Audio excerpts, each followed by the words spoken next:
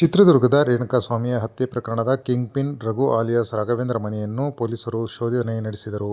ಸುಮಾರು 2 ಗಂಟೆಗೂ ಹೆಚ್ಚು ಕಾಲ ಶೋಧಿಸಿದ ಪೊಲೀಸರು ರೇಣುಕಾಸ್ವಾಮಿಗೆ ಸಂಬಂಧಿಸಿದ ಚಿನ್ನದ ಉಂಗುರ, ಬೆಳ್ಳಿ ಕಡಗ ಮತ್ತು ಕತ್ತಿನ ಸರ ಹಾಗೂ 4 ಲಕ್ಷ ಹಣವನ್ನು ವಶಕ್ಕೆ ತೆಗೆದುಕೊಂಡಿದ್ದಾರೆ. ತಮಟಕಲ್ಲು ರಸ್ತೆಯಲ್ಲಿರುವ ಮನೆಯಲ್ಲಿ ಶೋಧನೆ ನಡೆಸಿದ ಪೊಲೀಸರು ಕಾರ್ಯಾಚರಣೆಯನ್ನು ಸುಮಾರು 2 ಗಂಟೆಗಳ ಕಾಲ ಮಾಡಿದರು. ಈ ಒಂದು ಕಾರ್ಯಾಚರಣೆಯನ್ನು ಮತ್ತು ಆರೋಪಿಯನ್ನು ನೋಡಲು ಇಡೀ ಗ್ರಾಮದ ಜನರು ಜಮಾಯಿಸಿದ್ದರು.